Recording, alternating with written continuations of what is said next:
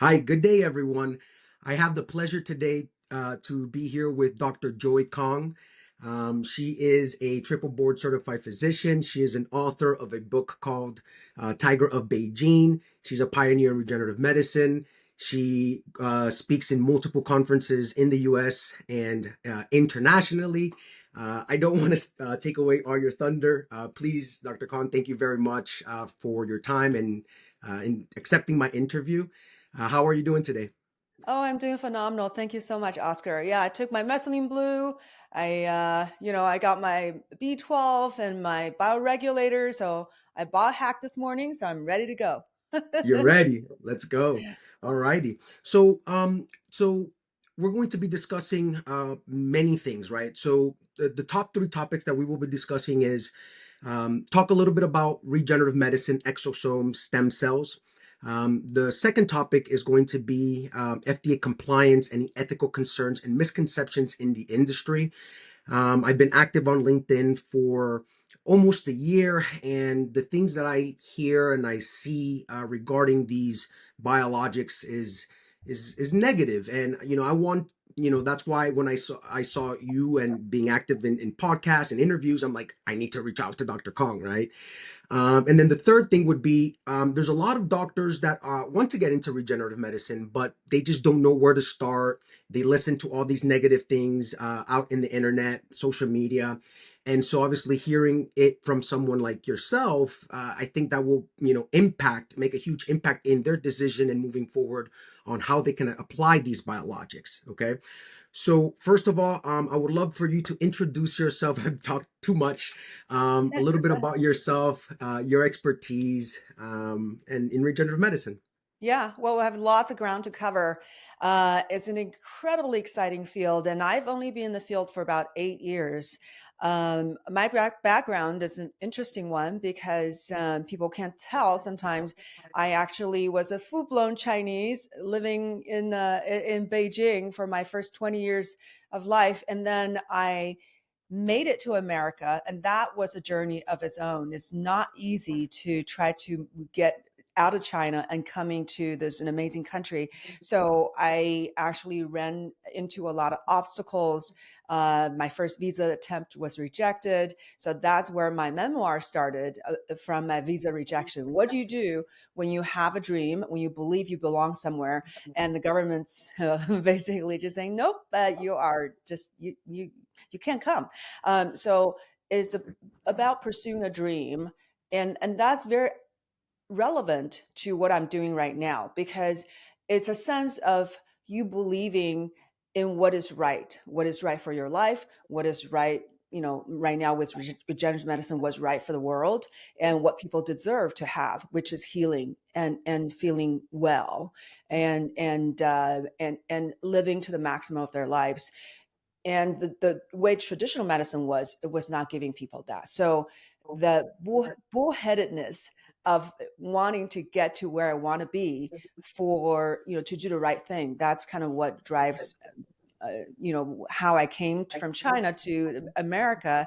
This is yeah, 33 years ago, to now being a doctor and an MD from UCLA, that literally getting my brain washed to a particular mode of looking at the world. So it's a worldview that excludes a lot of these traditional and powerful remedies that throughout history that we have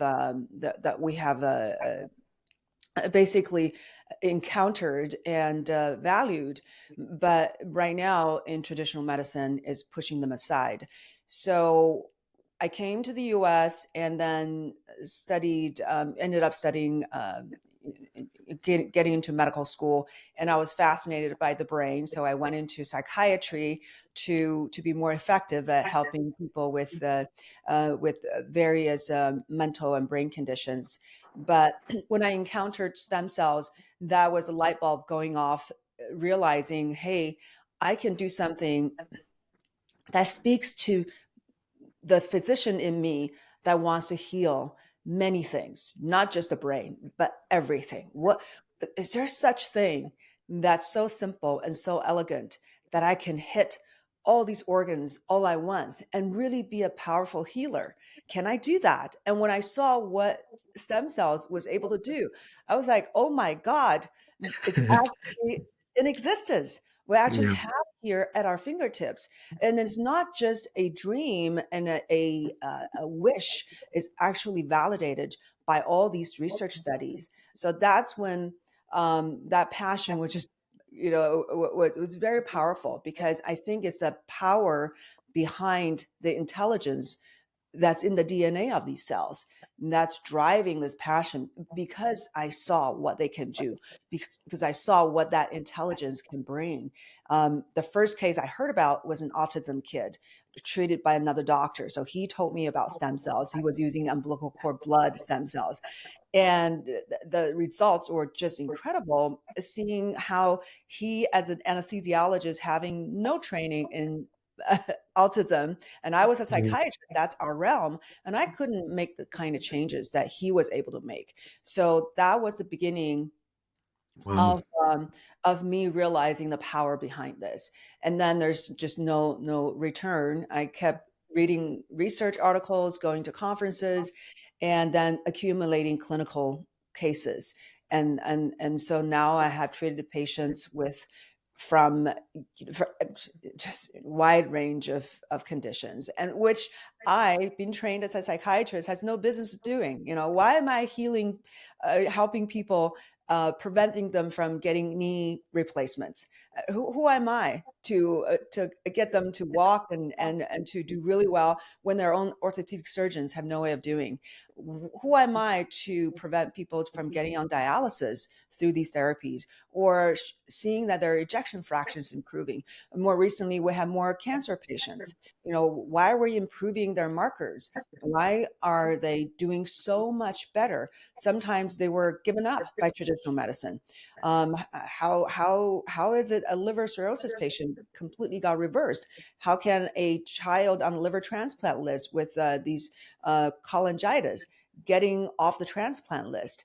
And how did the COPD patient get off oxygen? Right. So all these are just powerful kind of evidence of what we have on our hand. Yeah, so that's kind of the quick gist of the story. Of course, later on, I founded an academy. I started training doctors, because I realized a lot of doctors are doing this semi-blindly because they were directed by sales reps, and that's just not the way a doctor should be a doctor. You need a solid foundation and understanding what you're doing. Yeah. So when we met back in A4M, I believe it was 2017, 2018, I was with Dr. Farshan. And I remember Dr. Farshan was talking to you, and we were all kind of like just huddled up. And, the energy that I felt from you, you were just very, very happy, excited to learn about all this. I don't know where you were in your journey during that time, but I just felt the passion that you had, asking the right questions and all that. And I learned a lot from just you, from Farshan, just being in that meeting. So that is awesome. So thank you for sharing, how you got into regenerative medicine and all the treatments and everything, how you've been helping patients. You gave a lot of examples there, and I would like to unpack a couple of them, right? So, can you share a story of maybe, one or two patients that really stuck with you till this day, that you changed their lives using an exosomes or umbilical cord? Yeah, so the exosomes came a lot later to my treatments. Initially, I was focusing on umbilical cord derived stem cells. So they're different camps, right? There's cord blood, cord tissue, and there's also amniotic membrane. So what I did was I brought all of them together into one product. Um, so initially, I can talk about my very first patient, because, of course, that's a powerful introduction into Okay. what I'm able to do. So this was a 69-year-old patient at the time, and now he's 77. But he had knee problems, where he was told, so osteoarthritis, he was told in no uncertain terms by his orthopedic surgeons, two of them, saying that he absolutely needed bilateral knee replacement, period. That's the only way he could function. So he really wanted to do something maybe a little bit less invasive before he go that route. And he's in holistic space. He owns a probiotic company. So what I did was I gave him an IV stem cell treatment. At the time, I had cord blood product. So I gave him that and I injected 1 cc into each knee. And what's interesting was the next day he said, hey, I woke up this morning with no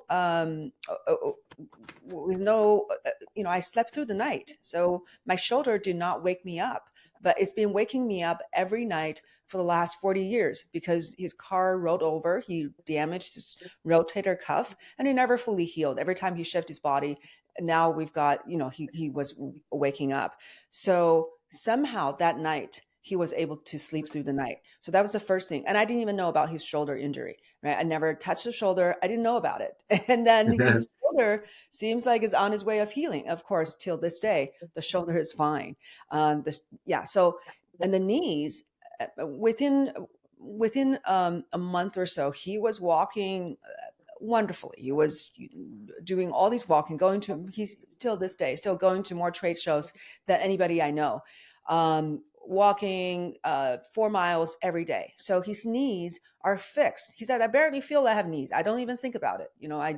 Once in a while, I feel a little twinge when I walk downhill, and that's about it. So that was the first powerful evidence that these simple injections, it can save people from these drastic surgeries.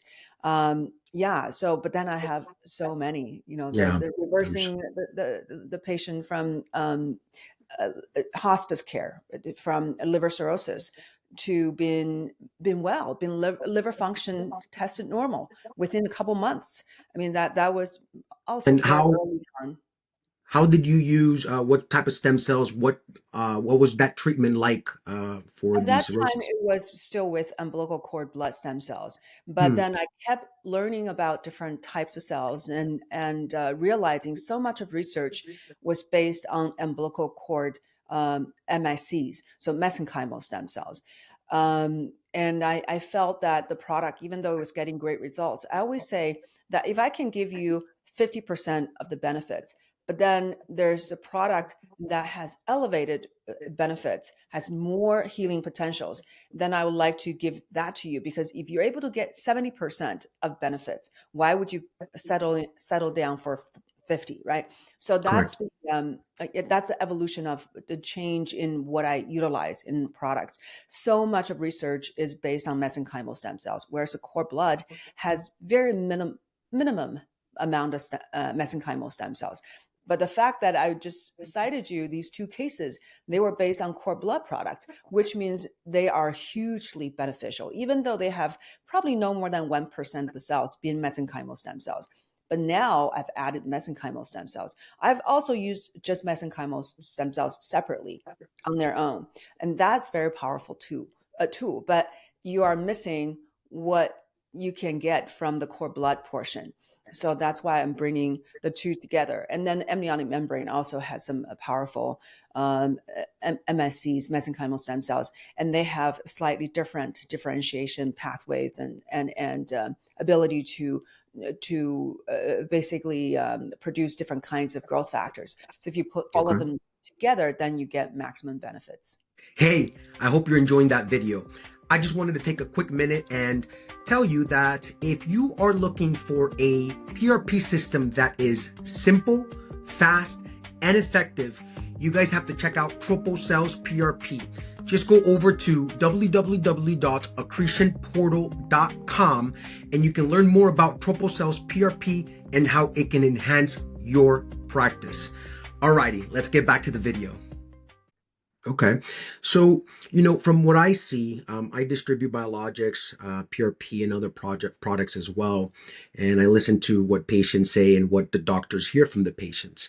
And what I've also seen out in the market is that exosomes, there's a lot of products out there in exosomes. In basic terms, can you please describe what are exosomes?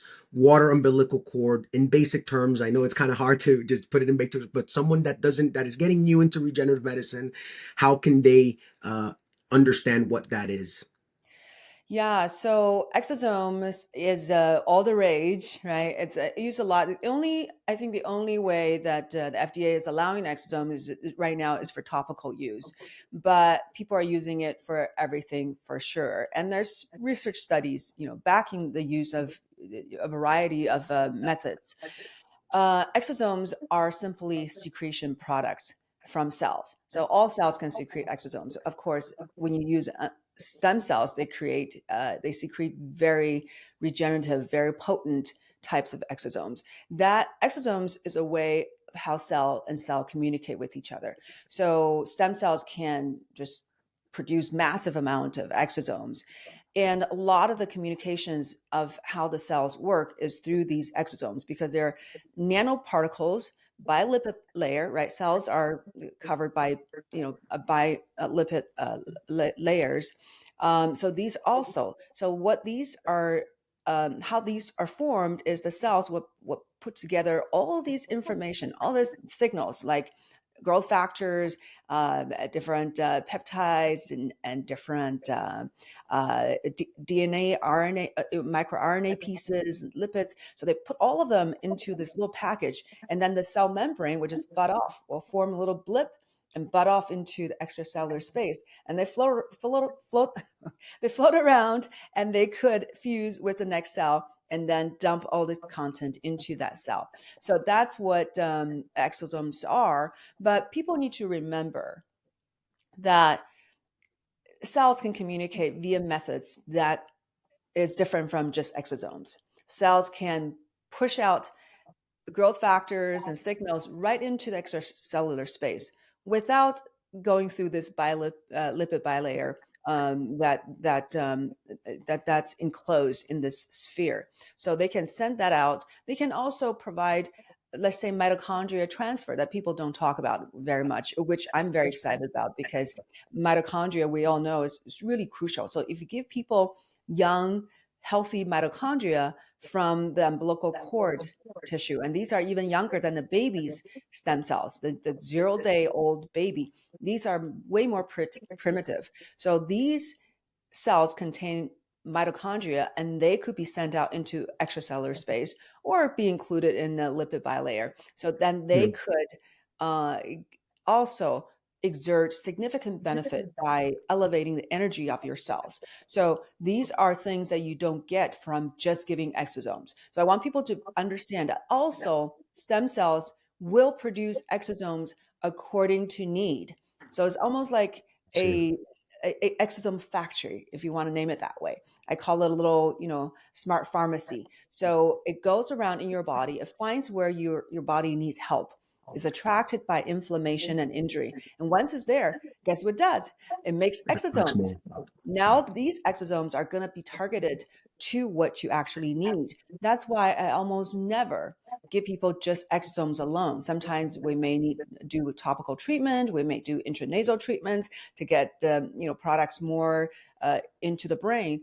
But for everybody who come to my clinic, I don't remember anybody who's having an issue who wants help or who's seeking longevity for me to just give them exosomes alone, because I feel that we are giving up on this vast potential that can only be provided by stem cells, because it give you so much more and is so much more targeted, and it will last so much longer because the cells can live for a while. The exosome is just exosomes, and they circulate, and they fuse with your cells, exert some benefit, and that's it. That's how long they can last. In general, about 1 to 3 months. That's how long their benefits last. Interesting. But if you give stem cells, they live for about 1 to 3 months in the body, and then the last batch of the living stem cell will still secrete all these exosomes. So those exosomes will keep promoting benefits. That's why, in general, stem cell treatments will have benefits that last about twice as long as the exosomes.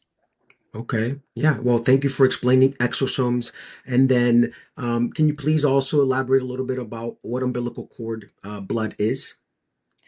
Umbilical cord blood is what's flowing through the umbilical cord, Okay. connecting the baby and the mother.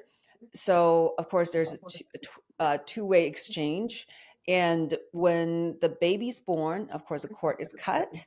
And what the pediatrician can do is that they can oftentimes they will just collect, they will squeeze out the blood from the cord and collect the blood itself. Or the tissue can be sent to a tissue bank, and then they can obtain the blood, and they can do everything. But the cord blood is, of course, the exchange between the mother and the child. um, but but it has gone through the filtration process from the placenta, and the umbilical cord blood contains uh, a very similar composition of cells to the bone marrow. So just think of the bone marrow and your blood as one system. So it flows into your bone marrow and comes out. So it has very similar cell types, which are mostly mononuclear cells with a tiny fraction of mesenchymal stem cells. The bone marrow has about 0.01 to 0.1% as mesenchymal stem cells. So very tiny fraction. Vast majority are these primitive immune cells, which of course has profound healing properties. It has hematopoietic progenitor cells, which can help to form the blood system. And then there are various endothelial progenitor cells that can help you repair and form blood vessels, and fibroblasts, etc. So it's a rich cell population. Okay.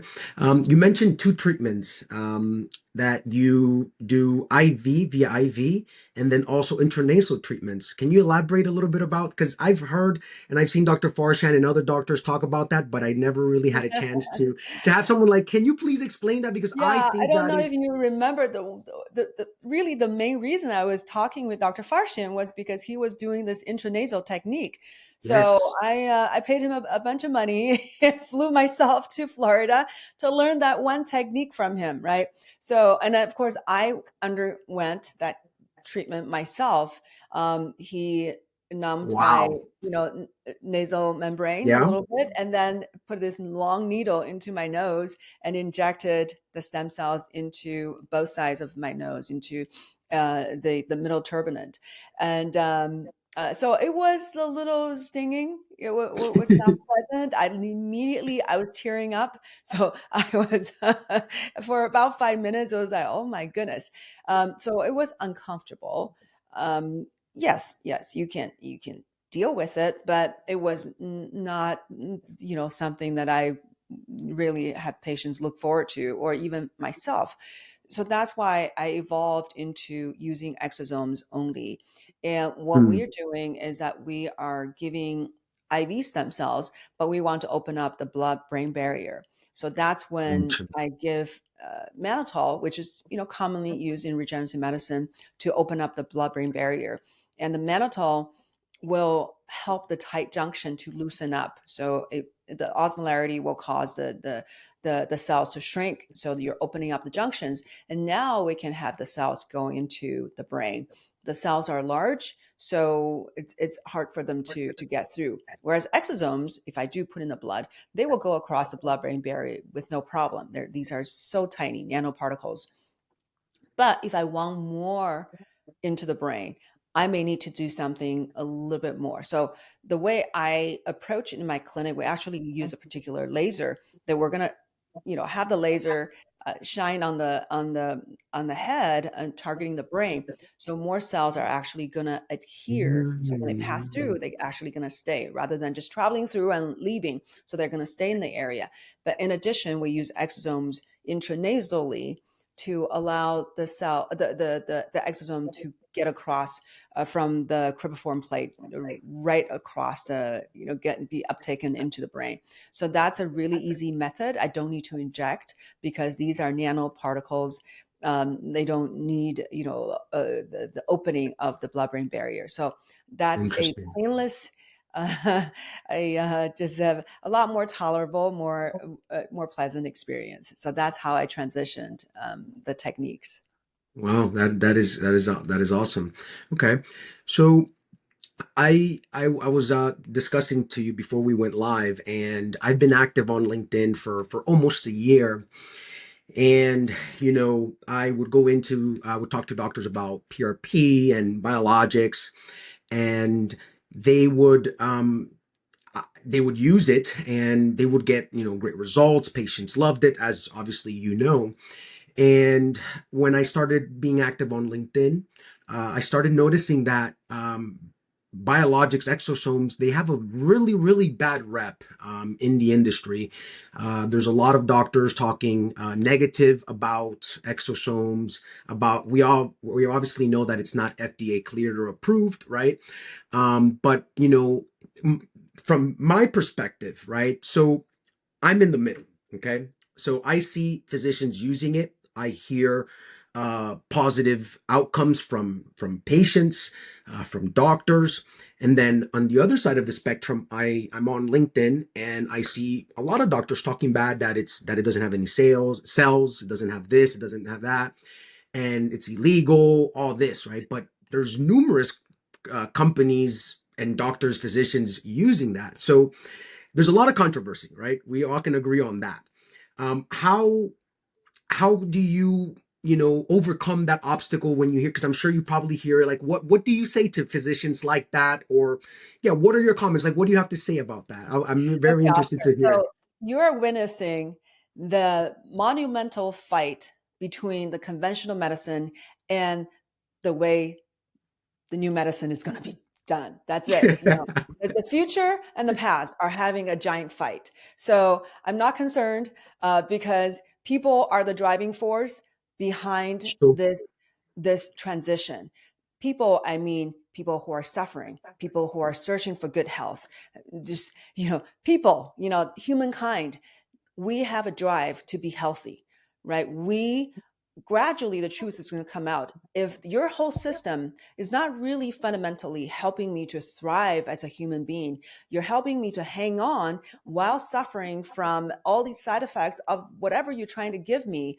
And so I'm hanging on a cliff and barely enjoying life. So that's one way of living life. The other way is actually not get sick in the first place, or getting quickly recovering, and then moving on with my life, actually thriving, but moving away from disease state. So if you have a choice, then gradually the truth is going to come out. The new way of doing medicine is actually going to give you that chance. So I'm not concerned of how the fight ends, because I know the victory is on the side that of actually being helpful, right? The methods that are helpful will stay. So what you're seeing is this tradition, like I was talking about, being brainwashed in medical school. So a lot of medical students may have gone into medical school with a fairly open mind, but by the time they get out 4 years later, they have a whole animosity toward the other ways of doing medicine. Because I witnessed how this is formed. Right? Coming from China, accepting Chinese medicine as a legitimate form of healing, we're seeing how all these people around me, my own mom, right, saved from dying from cancer using Chinese medicine. So I knew it works, yeah, and so to me, seeing the prejudice and gradually, being told these are not true. I mean, fortunately, I had a mind of my own that I was able to think for myself, but I could see how my beliefs could be eroded bit by bit. So if you don't have that kind of foundation, that visceral knowledge of other forms of medicine working, I can see very easily you buy into the narratives of the conventional medicine and you think everything else is quackery. It's what's it called? Foo, whatever. So um I mean, even me, I mean, understanding Chinese medicine is one thing, but I thought of these, for example, energy medicine, uh, these using meditation or mind as a way of healing. I thought those were a little out there, that because that's not what I was familiar with, right? So it's very easy to just poo poo all these other forms of potential healing methods. So, yeah, of course, I have reformed and from personal experience and really understanding we're so much more than what we're told as this physical being, but that's a whole other conversation. However, in medical school they are putting you in a box, and when you leave the medical school you're still in this box. Why? Because you go to conferences to earn those CMEs, and and you read journals to also to accumulate CMEs, just so that you can continue your license. That's one of the ways that the system is pushing doctors to keep learning. But all these CMEs were controlled by the whole entire drug narrative. So then Yeah. you are not getting out of your system. So what you're seeing is that kind of resistance and skepticism. And I can't tell you how many times I've heard that it's a very unfortunate story. A traditional medical doctor of various specialties, let's say endocrinology or rheumatology, and they have nothing to offer a patient. They couldn't get the patient better. And the patient went out on their own seeking something alternative, but they got drastically better to the point where the doctor couldn't believe it. And then when they come to the doctor, instead of the doctor being curious about how this could happen, they just dismissed it like, okay, that's weird. That's, I don't know how to explain that one. They didn't ask, well, can I learn about this? Can I see some research? So majority of the doctors, probably 90% of doctors who are in the system, are very closed. They don't even want to know. They think It's that true. you are a freak case, that now you got better, and that's the end of the story. And that's really sad.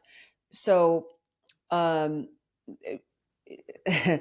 there's a resistance from the system that is pharma drug oriented, and the entire FDA is also oriented toward that system. So if the governing body is telling everybody, we need to be suspicious about all these other therapies, you really can only believe what we approve. And if anybody has um, like this illusion about the sanctity of the FDA process. Just watch the documentary Bleeding Edge. Just watch behind the closed Yeah. doors how they actually approve devices. So then you get to see just how rigorous the process is and what can happen when you choose to believe everything about this approval process. And you think if something gets approved, that means this is safe, this is going to be effective.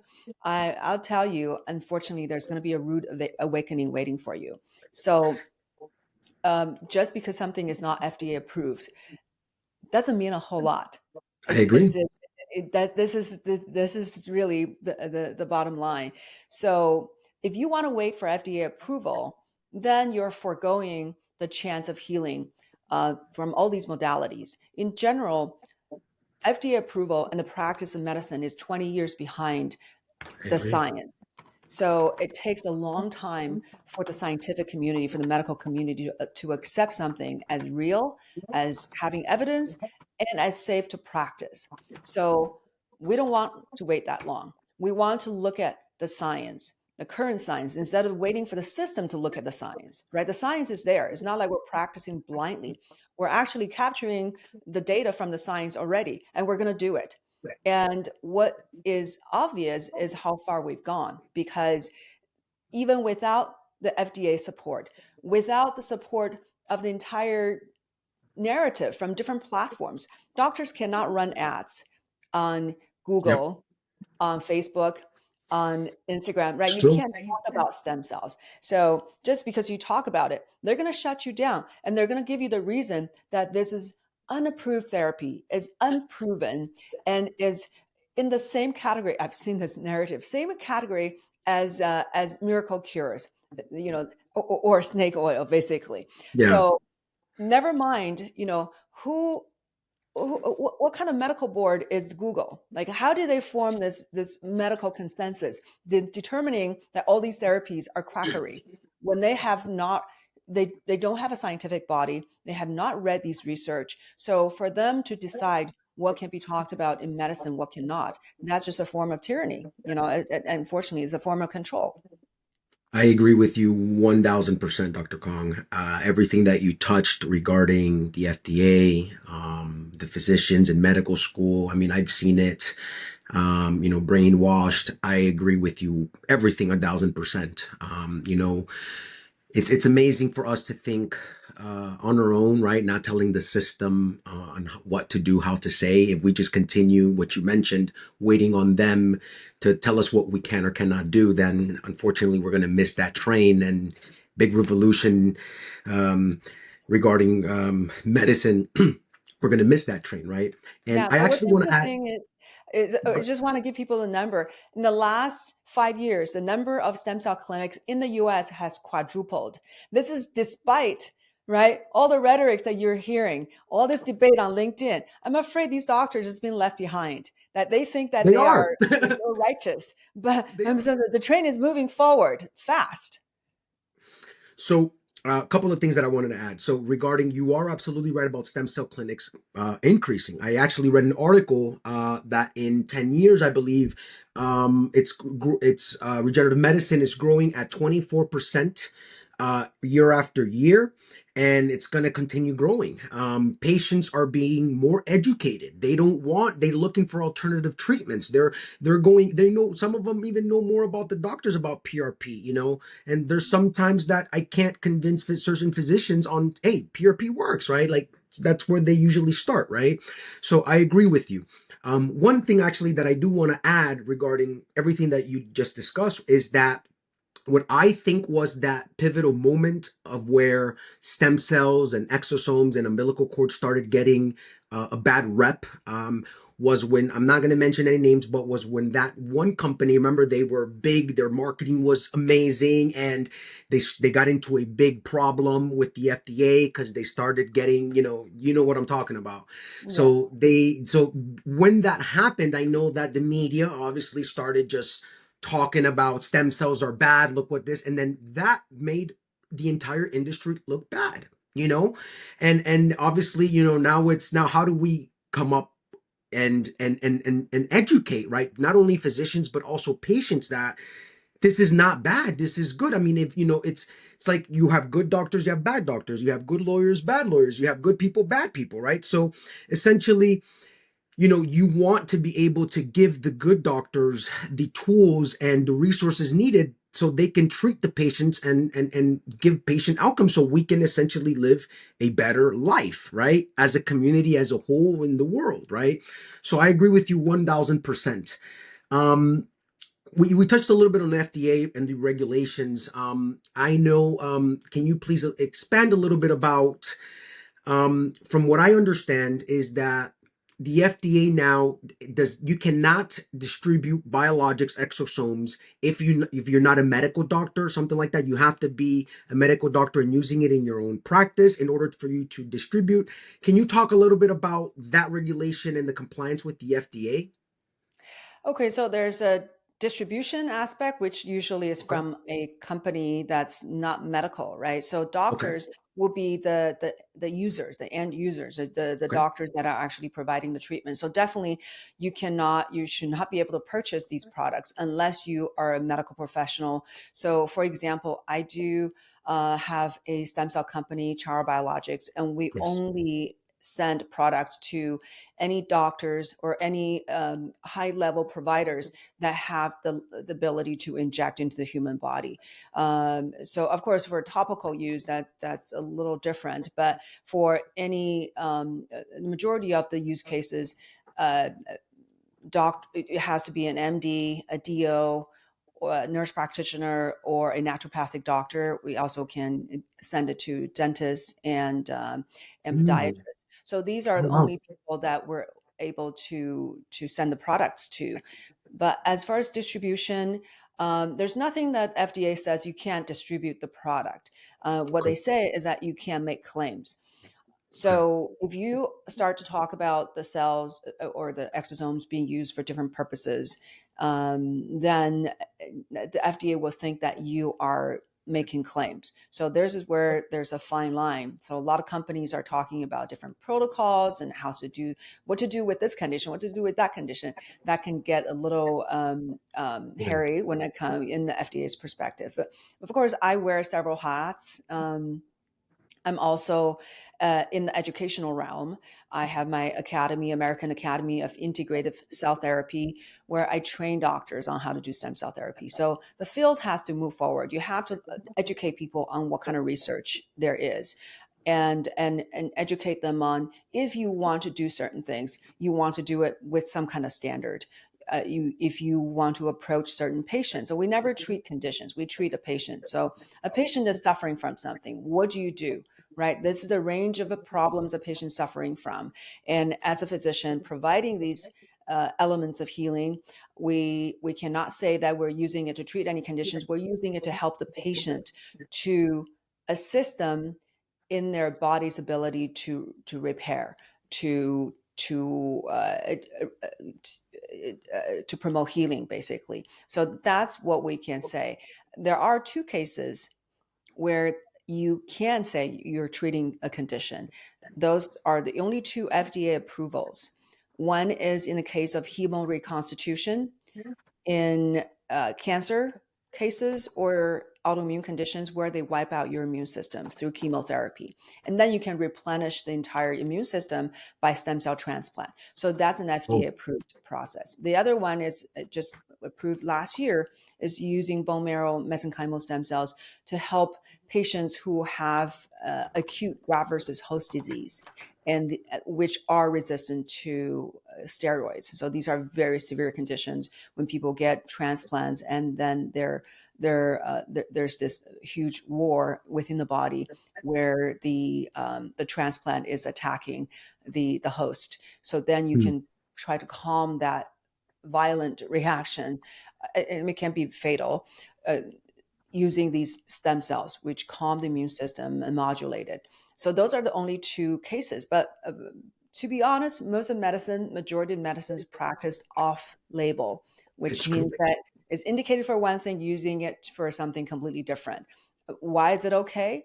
Because it's called the convention of practice, right? So if it's established that all the other doctors are doing and it seems to be working, now it's accepted, new standard. When they say standard of care, this is a new standard. So if it's fine, then the entire medical community will accept it without the FDA approval. Forget about the FDA. It's not going to Yeah. go through a whole process. No one is going to put up that money unless the drug company wants to capitalize on it. It's Then true. the doctors just keep doing it. The drug company probably is happy. Great, you're doing it for that purpose, then it's accepted. I don't have to do a whole study to get approval. Great. Now it becomes a new standard. Now you can say Interesting. we use to treat. How can you justify yourself? By peer-reviewed articles.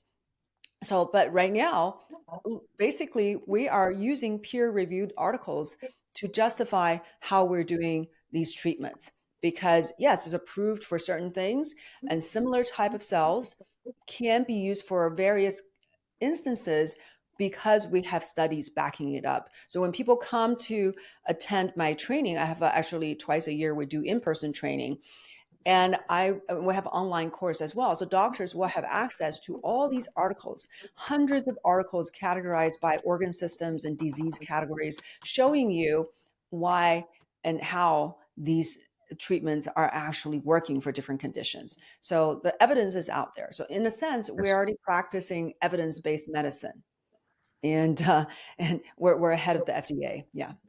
Yeah. Okay, great. Question: do you have patients that ask you about stem cells and any negative? Do you hear any negative from the patient? Because I hear it from the doctor side. Okay. What about from the patient side? Does anyone are any concerns that you hear? Most common concerns they hear from the patients, if any? The most common reservation, because I'm using the type of cells that are from the birth tissue. So these are Okay. not cells from your own body. So there's a possibility that, that once in a while someone would say, well, I don't really want somebody else's DNA in my body. I'm worried. I didn't do somebody else's. So that's a small minority. I would say maybe 2% of people will actually be concerned about that. My answer to that is that, you know what, you are already a walking soup of combination of various DNAs. So I hate to tell you that. First of all, you have way more bacterial DNA composition in your body than human DNA. But that aside, even among humans, the easiest way to tell how much foreign DNA is in somebody's body is look at the amount of Y chromosomes in a female body, right? There should be no Hmm. Y chromosomes in the female body. Yet research has found out 60% of the women actually have Y chromosomes in their body. How do you explain that? So the only way you can explain, they were trying to explain, oh, because of maybe you had a baby who was male, but you didn't know about it, or you knew about it, right? So there's exchange of DNA. That's how you got the Y chromosomes in your body. Those cells traveled into your tissue. By the way, they found them everywhere: brain, Yeah. breast, all these tissues that have, in females have Y chromosomes in them, and they try to explain by a male sibling that died in utero, right? When you were a Yeah. baby or when you were a fetus, that there was somehow a male fetus that had DNA exchange with you. So they were statistically, they were trying to account for all these situations. And then they realized they could not account for 60%. So the only conclusion is through male female intercourse, there's genetic exchange. And of course, you know how prevalent that exchange is. So, that's part of human existence. So it's Yes. not something that's so foreign as a concept. Just because you have other people's DNA in your body, that doesn't make you, have health issues, right? It could be a good thing. Actually, mothers who are found to have Y chromosomes in their body, that research, one study, a Harvard study, actually found out that they had less incidence of dementia. So, Wow. yeah, so go figure, right? So just having other people's DNA self is not going to cause problems. So the one thing that's a misnomer or a misconception about stem cell therapy is that people are not realizing how the cells work, because they Yeah. think, and that's a problem, because this is one of the contention points, is that a lot of doctors are saying, oh, these are miracle cells. Because I've encountered doctors like that. They can go into the body and become anything you want, and they can fix you. Oh my God, that cannot be farther from the truth, especially from the kind Yes. of cells we're using. Maybe one day Yes. you're going to put in your body the cells that's going to be exactly what you want them to be, but we're not there yet. Right now, we're Mhm. focusing on, let's say, you're using your own transplant, or you're using umbilical cord blood or tissue derived cells. So these types of cells will go into your body. Can it become yourself? Yes. If you wipe out your own immune system, they can repopulate. That's how bone marrow transplant works. So yes, they can become part of you, and being fine. There are people who have Yeah. bone marrow transplant who are living a full life after these, when their blood system is from another human being, that they could live a good life, or an organ transplant. Yeah. However, majority, if you have a robust immune system, the truth is the majority of the cells will go into your body, work, do their thing, which is to calm inflammation, break down scar tissues, help you form new blood vessels, and help Yeah. your own cells to regenerate. The key is making sure that your own cells are woken up, that Yeah. you It's true. have these tissue specific stem cells everywhere. Wherever you have an organ, there are cells that can only become tissue of that organ. And the stem cells we're giving you can wake them up and get them to start repopulating. So that's the key mechanism, because research have shown in the last 15 years have shown over and over ad nauseum. If you start reading articles, and when they're trying to figure out what are these new tissue, where'd they come from? Did it come from the cells I just gave the person? No, it came from your own body. So Yeah. these are not from these cells. So the key why the repair is happening is because these cells are waking up your body. So that's how it works. Very, very small percentage will stay in your body. If your immune system is very compromised, if you have very few stem cells in your body, yes, there are going to be more of these cells actually continuing to reside in your body. And that has been Mm. shown as well. But if you have a pretty robust system, let's say a cell really wants to differentiate, wants to, okay, all of a sudden, let me become your own tissue. Let me form this, let's say I form a liver cell, and then it starts to express all these proteins that may be different from your own your own cells, right? Now your Yeah. immune system could come in and gobble them up and destroy them, saying, hey, you don't belong here. You're Yeah. from somebody else. That's conceivable. That's a possibility. But vast majority of the time, that's not what happens. Okay, that makes total sense. Thank you for sharing that. You mentioned that you offer in-person training for physicians that are interested in learning regenerative medicine. Um, who do you see like common, like what type of practitioners do you see that are coming to your trainings?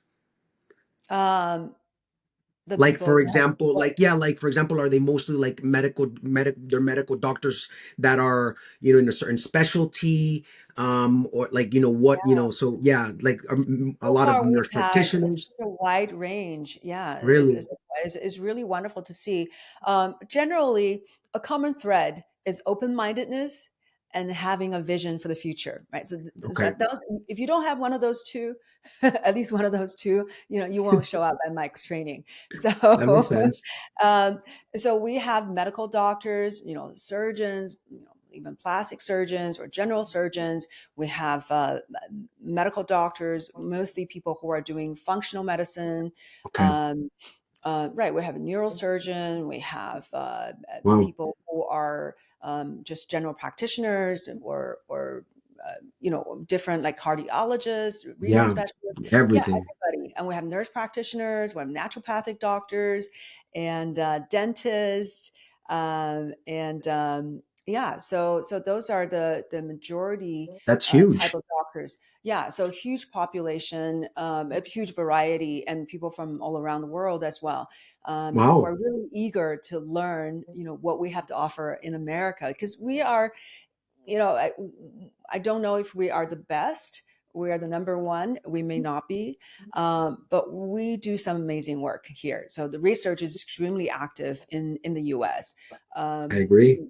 but is yet to be determined You how know, far. yeah.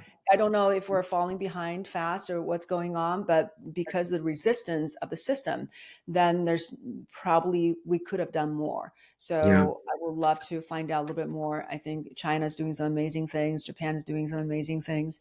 Yeah. So, And but I agree with you 100%. And something that I want to add is that it starts with physicians like yourself, right? That they're focused. They're not really listening to what other physicians and other people are saying negative about stem cells. You're focused on evidence based, making sure that what you're doing is the right thing to do. Helping patients, right? And obviously, um, educating, because I think educating physicians, and not just physicians but patients as well, goes a very long way. That way they can make informative decisions for themselves, right? yeah. Going back to the training, when you what is so you have a lot of specialties, a lot of physicians, nurse practitioners that come to these trainings. From your experience, what is the most common obstacle or challenge that they have when they're implementing regenerative medicine therapies in their practice? Like, what do they tell me? Like, oh, like this is my biggest issue, or like I can't. Like, what is that one obstacle that they can when it comes to integrating it into their practice? One, I think, is how to do it for sure. The art Yep. of practicing, right? Exactly. I heard these are great, but exactly how do I do this? What do I Okay. give patients? So that's why they came to the training. But two is, who can I trust? What kind of products can I use? There are Sure. all these people, even they get already, their door get knocked by these reps who are representing all these different companies. Like you said, they're mushrooming up, but most of them are set up by business people, and a lot of them, the goal is to make money, is that's the bottom line. So Of they may course. talk a good game, but can I trust the product? So that's the second obstacle. And the third one is, how do I make sure people know that I'm doing this if I can't advertise it? So how do people find me? I'm right here. Yeah. I have this powerful therapy. So that's another challenge. So people have to work around. So you can see how, because the resistance of the system, how that's slowing down the progress, and how that's slowing down what how we can help people. So a lot of people don't know. A lot of people are getting their information, unfortunately, from uh, celebrities like Joe Rogan and Tony Robbins, who are great guys, but then they have a skewed view about where you can get stem cells because they bought into particular kind of narrative. They have no idea that you can legally receive stem cell treatments, that it can be provided because it's provided as a tissue transplant. We do not do expansion of stem cells unless you're under a clinical study. So overseas, people are able to make the cells grow for many generations. Most of them, they just kept producing and producing Yeah. these cells. Unfortunately, while the cells are replicating, they can end up lose their potency and start to express surface markers that cause side effects such as rejection reactions that I was talking about. Yeah. How when you express your own surface markers, surface markers from a donor, then the recipient may end up having a reaction, mounting immune rejection. And that's why there's so much more side effects that people are noticing. But not only that they can have more side effects, they can also lose potency because As I cells see. have a tendency to divide asymmetrically. So one cell, stem cell, that's kind of the feature of stem cell. What they do in the tissue is that when they divide into a copy that's identical to itself and another copy that is further differentiated. So then if you can imagine a supercell that the original stem cell keeps dividing, every time it divides, it gives you a copy that's different from itself and it retains its own copy. And that cell would divide, right? Giving Yeah.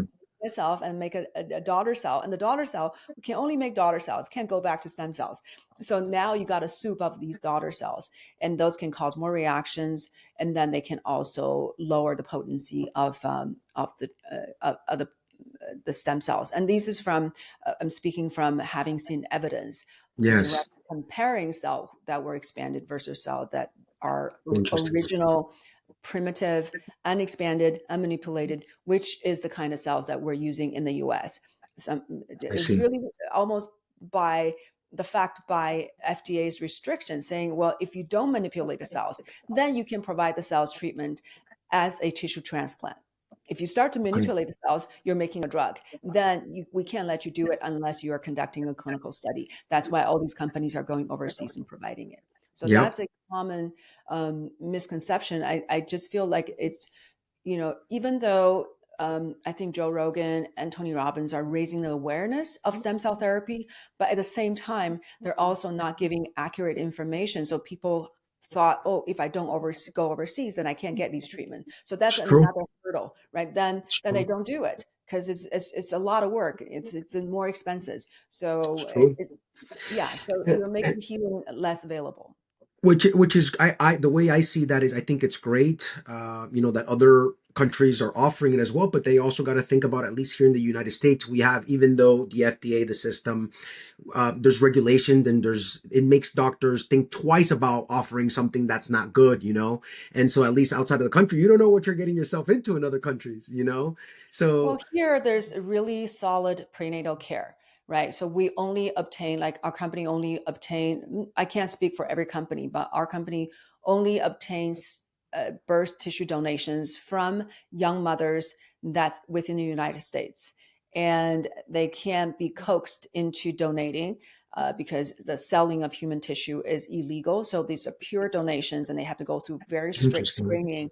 Yeah, they have to go through all these questionnaires and there's no incentive for anybody to lie to donate the tissue because they can't really, they can't get compensated for it. So it's like blood donation. It's from the goodness of your heart that you're willing to help somebody else in the future. And we only accept mothers that are electively getting C-section. So the tissue is not goes through the vaginal canal, which we know is full of bacteria. Mm, And, it's human body. It's yeah. open to the outside. There's a microbiome over there. Yes. So we don't want the contamination. So anyhow, it goes through very strict screening. And of course, you Interesting. have to adhere to FDA standards Yep. and also the American Association of Tissue Bank standard. Really, these tissue banks, wherever we're getting these cells that were are processed from, these are from tissue banks that follow the American Association of Tissue Banks guidelines. So you have to test for certain infections. You have to test for Yes. yeah, like contamination after you finish the product and all that. So the example you talked about, I will say the name, it is what it is, right? It's Livion. And if people are interested in the story, they can listen to, I think Yes. it's called Bad Batch. It talks about the whole story of what happened. So they did not uh, get the testing done, and they started giving it to doctors, and it was contaminated with E. coli. So that is, so they're bad actors. But I always say, Correct. just because you have bad actors doing something, you don't ban the whole thing, right? Let's say a Correct. surgery, a bad surgeon, somebody's getting a knee replacement surgery, and then this bad doctor, this doctor that's not conscientious, did something that's really unacceptable, unsterile technique, or clipped an artery or something, and then the person is severely damaged and hospitalized or even died. Do you ban the entire procedure? Do you ban the entire? Nobody can ever get knee replacement again because this doctor made a mistake. I mean, You're 100% right. yeah, yeah. 100% right. I agree with you 100%. So I know we're almost up with time. I do want to wrap it up. I don't want to keep you. We can talk more, I know. but a couple of closing and final thoughts. So for someone that wants to get into regenerative medicine, right? What advice do you have for them? Um, First, if you're interested, watch all my YouTube videos, and that's a great Okay. place to start, and it's free, right? So Yeah. I do so much teaching. I think I probably talk more about stem cells than anybody in this country. That's Okay. I just kept because there's so many questions. That's a great place to start if you want to just take a deep dive, And and we'll then attach it in the link below for sure. We'll attach yeah, it so and I'll people get all your, just put yeah. my name, Joy Kong, Yep. Yep. MD, on YouTube. Mine is going to pop right up, and then you can get you get educated. Just Yes. do some Google search, stem Education. cell Yep. therapy for this condition, and then see what comes up. There's all this research coming up. You can find it for yourself. I found it through Google search. Yeah. So find it, right? Look for it.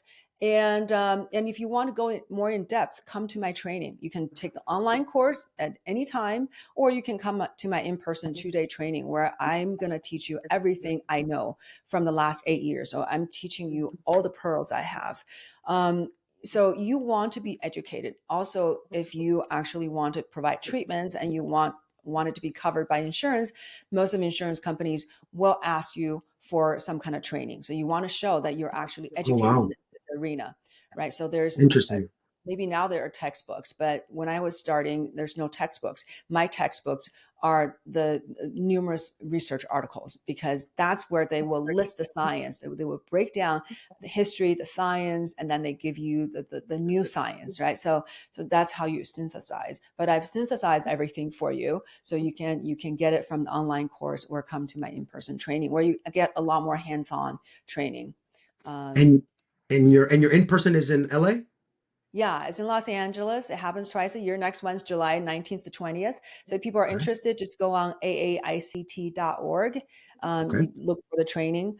And yeah, that's it's a wonderful, wonderful, inspiring time for everybody to get together, learn together. It's really a beautiful experience for everybody, actually. Awesome. That sounds like an amazing time. So, all right. Well, I will include all your details in the link below, all your information and how to get a hold of you. I know you just Google your name and you come out everywhere. So it's not gonna be easy. It's going to be easy to find you. So, anyway, thank you very much for your time, for all your experience and everything you are doing in regenerative medicine. I think it's phenomenal work that you are doing. Please do not stop, continue, because you're doing amazing things.